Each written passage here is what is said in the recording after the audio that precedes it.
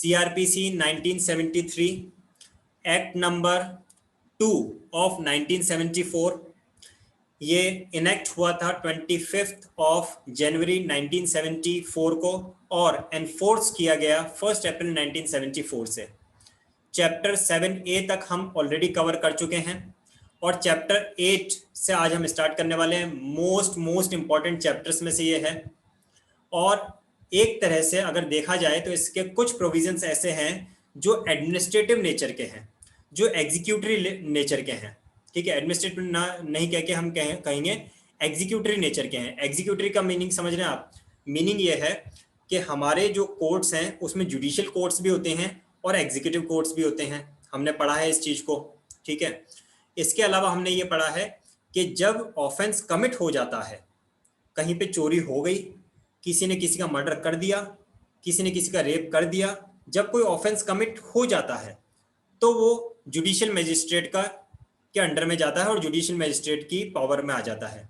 लेकिन जब तक कोई ऑफेंस कमिट नहीं होता है, यानी कि जब तक ऑफेंस को कमिट होने से रोकने की बात हो, जब तक पब्लिक पीस और ट्रैंक्विलिटी को मेंटेन करने की बात हो, लोक प्रशांति को, लोक व्यवस्था को, सामाजिकता को व्यवस्थित रखने की बात हो, तब तक जो पावर्स रहती हैं वो रहती हैं एग्जीक्यूटिव मजिस्ट्रेट की, जिसमें एग्जीक्यूटिव मजिस्ट्रेट होता है, डिस्ट्रिक्ट मजिस्ट्रेट होता है, सब डिविजनल मजिस्ट्रेट होता है ना। डिफरेंट पोस्ट हमने पढ़ी थी। तो जो चैप्टर नंबर 8 है इसमें कुछ सेक्शंस ऐसे हैं जो एग्जीक्यूटिव लेवल के हैं, यानी कि एग्जीक्यूटिव मजिस्ट्रेट से डील करते हैं। सेक्शन 106, 107, 110, काफी सारे सेक्शंस ऐसे हैं जो कि जुडिशियल मजिस्ट्रेट के पास नहीं जाएंगे बल्कि एग्जीक्यूटिव मजिस्ट्रेट के पास में आएंगे, बिकॉज यहाँ पे एग्जीक्यूटिव मजिस्ट्रेट ऑफेंस के कमिट होने को रोकने का काम करेगा। मान लीजिए दो लोगों की आपस में तू मैं हो गई, या एक मिस्टर एक्स ने मिस्टर वाई को जाके गालियां बोली और कुछ नहीं। ठीक है, मिस्टर एक्स ने बहुत सारी गालियां बोली, तो मिस्टर वाई एग्जीक्यूटिव कोर्ट में जाएंगे और वो क्या करेंगे, वो सिर्फ उसके अगेंस्ट में एक कंप्लेंट करेंगे कि ये मिस्टर एक्स जो है ये मुझे आए दिन गालियां देते हैं, इनको आप पाबंद कर दीजिए कि ये मेरे साथ में अभद्र व्यवहार ना किया करें, ये मेरे साथ में दुर्व्यवहार ना किया करें। तो कोर्ट उनको बुलाएगी और 6 महीने के लिए उनको पाबंद कर देगी कि भाई आप आपके अगेंस्ट कंप्लेंट आई है, अगर आपने इनको दोबारा से ऐसा कुछ परेशान किया तो फिर आपके खिलाफ कार्रवाई की जाएगी। कार्रवाई कुछ नहीं की अभी, सिर्फ सामने वाले को वार्निंग देके छोड़ दिया। क्यों? क्योंकि ऑफेंस को कमिट हुआ नहीं था। सिंपली किसी को गाली दी थी, उसके लिए जेल तो नहीं भेज दोगे पर्सन को, उसको वार्निंग देके छोड़ सकते हैं कि भी आपने जो किया वो गलत था, आप अगली बार ध्यान रखिए वरना आपके अगेंस्ट एक्शन होगा। तो ये एग्जीक्यूटिव कोर्ट्स के अंडर में आती है ये बातें। और चैप्टर की हेडिंग को भी आप पढ़ के समझ सकते हैं, security for keeping the peace and for good behaviour. Security का क्या मतलब है? सिक्योरिटी का मतलब हम अच्छा बिहेवियर, अच्छा व्यवहार करने की या फिर शांति बनाए रखने की जमानत दे रहे हैं कि हम अच्छा व्यवहार करेंगे और हम किसी तरह का दंगा फसाद नहीं करेंगे या कोई शांति भंग नहीं करेंगे, कहीं पे जाके हम कुछ उदमबाजी नहीं करेंगे, किसी से लड़ाई झगड़ा नहीं करेंगे। इस बात की हम सिक्योरिटी दे रहे हैं, इस बात की हम जमानत दे रहे हैं, इस बात के लिए अश्योर कर रहे हैं आपको। तो ये है चैप्टर 8। शुरू करते हैं हम लोग। सेक्शन 106 से स्टार्ट होता है। सबसे पहला है security for keeping the peace on conviction. Conviction का मीनिंग जानते हैं आप? कन्विक्शन का मीनिंग है आपको कन्विक्ट कर दिया गया, यानी कि आपके ऊपर एक जुर्म साबित कर दिया गया है कि इस व्यक्ति ने ये जुर्म किया है। समझ रहे हो बात को? लेकिन उसके बावजूद भी बात आ रही है सिक्योरिटी फॉर कीपिंग पीस। तो ऐसी क्या सिचुएशन होगी कि जब पर्सन को कन्विक्ट कर दिया तो अब तो उसको जेल में भेजेंगे ना, तो फिर उससे सिक्योरिटी की क्या बात आ रही है? तो आप रिकॉल कीजिए, मैं थोड़ा सा आपको फ्लैशबैक में लेके जाता हूँ। कुछ महीने तो नहीं कहूँगा, कुछ साल पहले की बात है। कुछ साल पहले हरियाणा या उसके आसपास की कोई जगह थी जहाँ पे एक बाबा राम रहीम जी हुआ करते थे और उनके अगेंस्ट में कुछ चार्जेस आए थे। तो जैसे ही उनको गिरफ्तार करने की बात आई तो बहुत जबरदस्त लोगों ने उधमबाजी करना स्टार्ट कर दिया था। शहर में जगह जगह तोड़फोड़ करना, जो भी उनके भक्त और अनुयायी थे उन्होंने तोड़फोड़ करना स्टार्ट कर दिया था। और फ्रेंकली स्पीकिंग यहाँ पे जो भी बातचीत हो रही है only for the educational purpose हो रही है।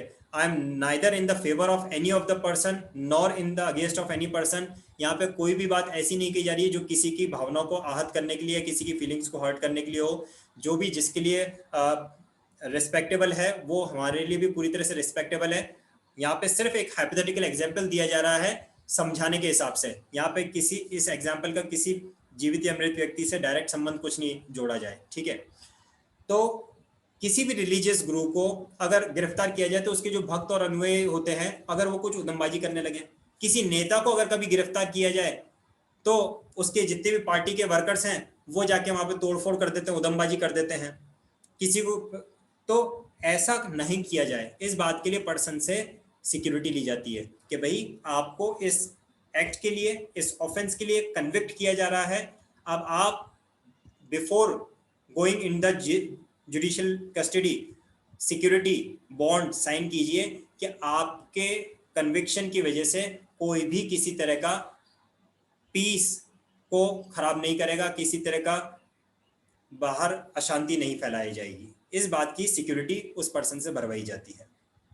मैं उम्मीद करता हूं आपको पॉइंट हेडिंग को समझा पाया होगा, क्योंकि कई ऐसे बहुत रेपुटेशन वाले लोग होते हैं, रेपुटेड लोग होते हैं जो कि क्या करते हैं कि फिर उनको अगर कुछ थोड़ा बहुत भी उनके अगेंस्ट में कोई बात कही जाए तो उनके फॉलोअर्स जो होते हैं वो बहुत उधमबाजी कर देते हैं और शहर में उधम मचा देते हैं। तो उन फॉलोअर्स की जिम्मेदारी कौन लेगा? उन फॉलोअर्स की जिम्मेदारी वो खुद पर्सन लेगा जिसको कन्विक्ट किया जा रहा है। ये है सेक्शन 106। पढ़ते हैं एक बार क्या लिखा है। When a court of session और कोर्ट ऑफ अ मैजिस्ट्रेट, देखिए क्या लिखा है। Court of session or court of a magistrate of the first class convicts a person of any of the offences specified in subsection 2 of the or of abating any such offense and is of opinion that it is necessary to take security from such person for keeping the peace। यहां तक का पहले मैं आपको clear करता हूं। तो दो कोर्ट्स के यहाँ पे नाम आए हैं। एक तो नाम आया है सेशंस कोर्ट का। अब डिपेंड करता है ना कि उनका जो भी क्राइम या जो भी ऑफेंस था वो कौन सी कोर्ट से ट्राइबल है, तो उस पर डिपेंड करेगा। तो अगर वो सेशंस कोर्ट का था या फिर जुडिशियल मजिस्ट्रेट फर्स्ट क्लास का था, ऐसी सिचुएशन में अगर उन्हें किसी ऑफेंस के लिए या तो कन्विक्ट किया गया है और या फिर किसी ऑफेंस को अबेट करने का उनके ऊपर चार्ज है, ऐसी सिचुएशन में उनसे सिक्योरिटी डिमांड की जा सकती है for maintaining the peace, for keeping the peace, कि इस बात की जिम्मेदारी आप लीजिए कि आपके फॉलोअर्स किसी तरह की अशांति नहीं फैलाएंगे, किसी तरह की संपत्ति को, पब्लिक प्रॉपर्टी को, लोक संपत्ति को नुकसान नहीं पहुंचाएंगे। The court may at the time of passing sentence on such person order him to execute a bond. तो ऐसा सेंटेंस जानते हैं ना आप क्या होता है? सेंटेंस का मीनिंग होता है किसी को सजा सुनाना। सेंटेंस का मीनिंग क्या होता है? किसी को सजा सुनाना। देखिए जब कभी भी कोई सिविल केस होता है ना, तो सिविल केस में पर्सन को डिक्री दी जाती है, यानी कि उस जिसने केस जीत लिया तो केस जीतने वाले पर्सन को सिविल केस में क्या मिलती है? डिक्री मिलती है। और जो क्रिमिनल केस होता है, क्रिमिनल केस में केस हारने वाले को क्या मिलता है? केस हारने वाले को सेंटेंस मिलता है। सेंटेंस का मतलब है उसको सजा सुनाई गई है। वो सजा कुछ भी हो सकती है, जुर्माना हो सकता है और कस्टडी हो सकती है, यानी कि कैद हो सकती है, और फांसी की सजा भी हो सकती है। ठीक है, तो वो सजा कुछ भी हो सकती है। सेंटेंस में सभी तरह की सजा इंक्लूडेड है। पासिंग द सेंटेंस, तो सेंटेंस पास करने के साथ ही अगर वो कोर्ट चाहे तो उनसे कह सकती है क्या कि आप सिक्योरिटी भी दो और बॉन्ड भी एग्जीक्यूट करो।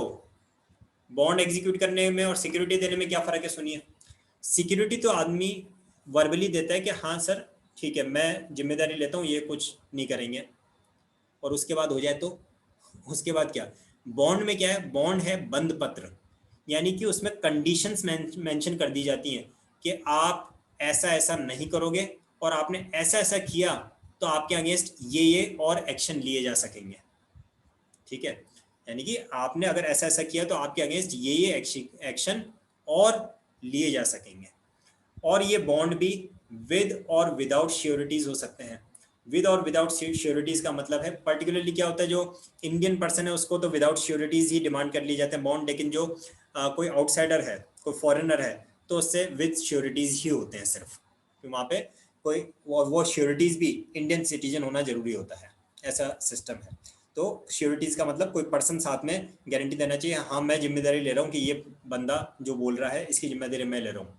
जैसे बैंक में लोन लेने जाते हैं तो साथ में अपन श्योरिटी लेके जाते हैं ना कि ये लोन नहीं चुका पाएगा तो मैं चुकाऊंगा, ठीक है, वही वाली बात है। विजय माल्या जी की भी कई लोगों ने श्योरिटी ली होगी, वो चले गए तो अब उन लोगों को की प्रॉपर्टी पकड़ी जाएगी। For keeping the peace for such period not exceeding 3 years as it things fit. तो ये भी एक इंपॉर्टेंट बात है कि यहाँ पे टाइम पीरियड मेंशन कर रखा है कि ये जो सिक्योरिटी डिमांड की जाएगी, ये जो बॉन्ड एग्जीक्यूट करवाए जाएंगे विद और विदाउट श्योरिटीज, ये कितने टाइम पीरियड के लिए होंगे, या तो जो भी टाइम पीरियड कोर्ट एप्रोप्रिएट समझे, और या फिर it should be maximum to be 3 years but not exceeding 3 years, है ना, 3 साल तक के लिए वो कहा जा सकता है, उससे ज्यादा के लिए नहीं। उम्मीद करता हूँ अच्छे से इजी लैंग्वेज में ये पॉइंट पूरा आपके क्लियर समझ में आ पाया होगा। कोई भी कन्फ्यूजन, कोई डाउट लगे तो आप चैट बॉक्स में लिख सकते हैं। मैं सबसेक्शन 2 में आ रहा हूँ। सबसेक्शन 2 में बताया गया है कि कौन से ऑफेंसेस की यहाँ पे बात की गई कि कौन से ऑफेंसेस में पर्सन को कन्विक्ट किया जाता है, तो जिसके लिए उसको सिक्योरिटी फॉर कीपिंग पीस वगैरह भरवाई जाएगी। Any offence punishable under chapter 8 of Indian penal code. Indian penal code के चैप्टर 8 में जितने भी ऑफेंसेस मेंशन है, तो अब आप में से क्या मुझे कोई बताएगा कि इंडियन पीनल कोड का चैप्टर 8 किस चीज़ से डील करता है, जिसको भी ध्यान हो, विधिका के अलावा। ठीक है, मैं पहले कंडीशन लगा दूं, पहले आपके ऊपर बॉन्ड कर देता हूं मैं कि विधिका के अलावा चैप्टर 8 किस चीज़ से डील करता है। आईपीसी का चैप्टर 8 अगर याद है तो बता सकते हैं, नहीं भी याद है तो टूटा फूटा भी बता सकते हैं, यानी गलत भी बताएंगे तो यहाँ पे कोई पनिशमेंट नहीं मिलेगा। ट्राई कर सकते हैं, आईपीसी का चैप्टर 8 किस चीज से डील करता होगा? सर पता नहीं। अच्छा, ये बताने के लिए आपने माइक ऑन किया। वो तो वैसे भी नहीं बोल रहे हैं जो लोग, उनको नहीं पता तभी। चलो विदिका, ओवर टू यू। अरे एक एक करके वापस, एक मिनट मोहिनी, जस्ट वेट। विदिका वापस बोलिए। सर रिचा ने आंसर कर दिया, public tranquillity, offences against public tranquillity. अरे क्या बात है, यहाँ पे आवाज ही नहीं आई। अच्छा, इसने मैसेज में लिखा गया रिचा ने।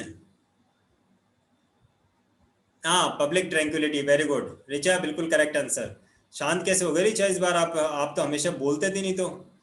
हाँ मोहिनी, आप कुछ बोल रहे थे, बोलिए।